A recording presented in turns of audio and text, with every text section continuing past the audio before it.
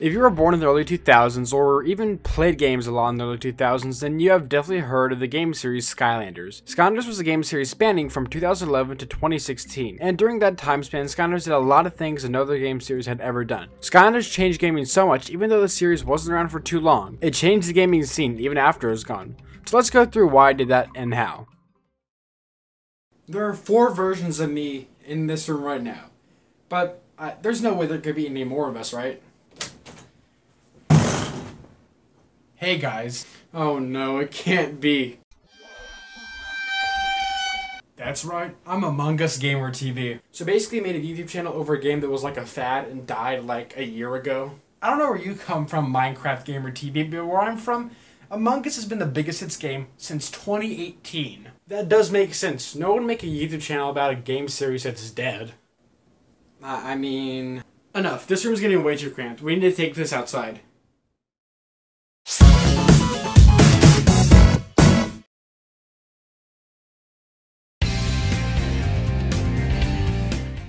Just a little recap, Skylanders was created to try to help Spyro dip back into relevancy after a trilogy of underperforming games. Developers for the game series have been trying for years, ever since the very first trilogy, to give Spyro games that match those, but it never really worked. Then in 2009, Toys for Bob got a hold of the Spyro IP, and they were given a chance to do something with it.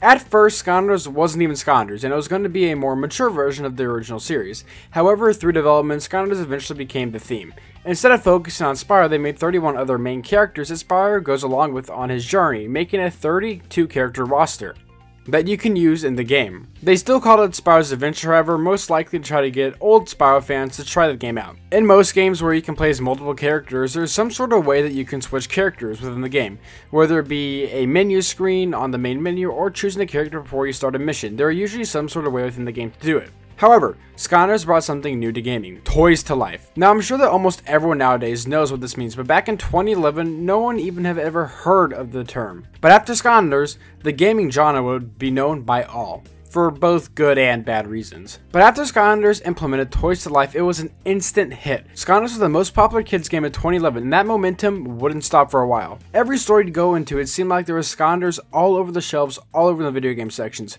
Places like Toys R Us had huge displays and had what seemed like never-ending lines of Skylanders. I don't know about you, but going to Toys R Us and looking at the Skylanders displays, even if I already had a majority of them, was just awesome. I would just stand there and look at it all in awe. Because of Skylanders' success, there was sure going to be more games like it. After all, Skylanders had basically just pioneered the Toys to Life genre in a span of 2 years. By the time that Skylanders had announced its third game, Swap Force, a little known company that, you might have never heard of, Disney, got involved. Seeing all the money that Activision was making off Skylanders, Disney really wanted to try their own Toys to Life game that put a different spin on the genre. So Disney Infinity was born. You see, with Skylanders, all the characters besides Spyro and Cinder were completely new characters that we had never seen before. The advantage that Disney had was that it had characters like Mickey Mouse, Mr. Incredible, and Lightning McQueen that they could use to make the game more popular. Disney Infinity characters were way more marketable because we'd already seen these dudes, unlike Skylanders. Infinity would release on August 18th, 2013. On September 13th, 2013, Swap Force would release. Both games would do good, and all of a sudden there was more than just one Toys to Life competitor. Toys to Life had also just become one of the most popular genres, standing next to genres like FPSs and sports games, at the time that is. Usually platformer games like Spyro or Crash, both franchises that influenced Skylanders, were the most popular kids games. However, now Toys to Life stood on top as the most popular instead of platformer. Now Skylanders and Disney Infinity characters were all over the shelves. And something else that was either indirectly or directly happened during the Toys to Life craze was loot boxes in video games. Every game like Call of Duty or Overwatch had these loot boxes, which were basically like gambling machines that people would buy to get cool items, and in some cases which could help them pay to win their games. I don't really think it's a surprise that loot boxes became a trend just as Toys to Life did. Loot boxes would also end around the same time in 2017 and 2018. Purchasing extra things for games became super popular in the 2010s, whether it was Toys to Life figures or loot boxes. But even if Skylanders and loot boxes are not super related, I do think Skylanders did have some influence on the trend. Both crazes started and ended at the same time, so I do think there could be at least some sort of connection between the two. And we would see even more Toys to Life games pop up. Nintendo Amiibo would launch in late 2014, and then even LEGO would dip their toes into the Toys to Life craze and release LEGO Dimensions in September 2015. Let's talk about LEGO Dimensions first, since it had a shorter stay though. LEGO Dimensions is much like a bunch of LEGO games that you've already seen in the past, like the LEGO Movie game or LEGO Star Wars, but all of it fit into one game.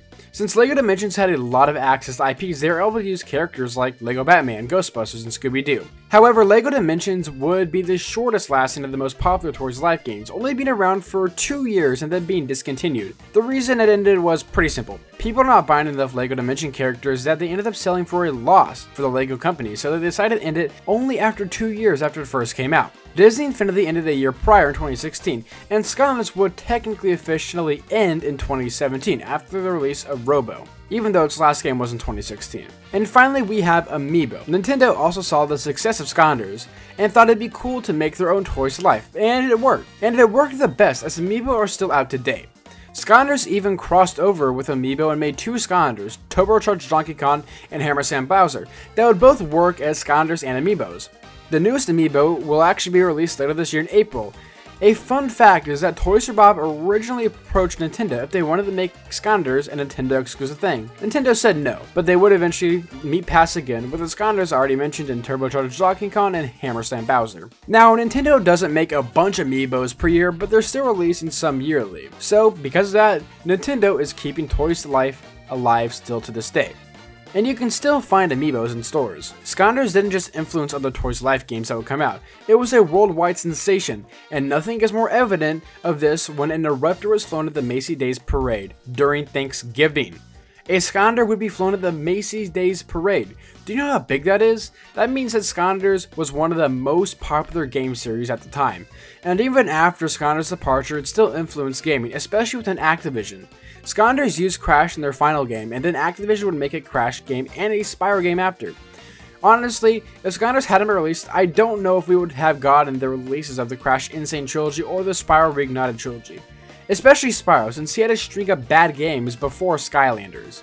I will say it was much easier for Spyro, with him being irrelevancy again because of Skylanders. After so many failed sequels to the original 3 games, it was nice seeing him finally get a place to stay, and now it looks like anytime soon there'll be a 4th new Spyro game coming out. Even if you never played Skylanders, you most definitely had heard of it, as it was one of the most popular games in the early 2010s. The biggest problem with Skylanders changing the gaming scene, obviously, is that Toys Life happened around the same time that loot boxes happened. Obviously, almost every gamer nowadays has a pretty big hatred for loot boxes, and it's a pretty reasonable explanation. Loot boxes became super unpopular with gamers, as it became way too pay to win with games like Call of Duty and Overwatch and other FPSs at the time. No game, if they wanted to be looked at in a good light, would use loot boxes nowadays, and in my opinion, Skylanders are kind of the same. If Skylanders game were to release today, it would probably be super unpopular because you have to go out and buy extra characters for your games, which sucks because obviously I love the game franchise. Either way though you look at it, it is undeniable that Skylanders changed gaming, even though at the end of the day it had a pretty short stay. It popularized the Toys Life genre, which was a very little known genre, into something that everyone knows about now, and something that thanks to Nintendo is still alive today. But I think we can all agree and say that Skylanders changed gaming, maybe not forever, but it did for its 7-year stay. Okay, so let's just get this clear. There are 5 Gamer TVs that we know of. Me, Skylanders Gamer TV, NFL Gamer TV, NBA Gamer TV, Among Us Gamer TV, and Minecraft Gamer TV. I feel like there has to be more of us, right? You know, it's like those movies where it's like a multiverse and there are infinite versions of you. You might be right, but how'd you all get here? How do we know this is your universe? It could be anyone's, you just happen to be here. Because he came in a portal. Fair enough. Well, it seems like I came here the coolest way, through a portal and stuff like that, come on. I fell asleep and then woke up and I was here. I was walking to what I thought was my room. I opened the door and now I'm here. Same. Hey guys. Oh no.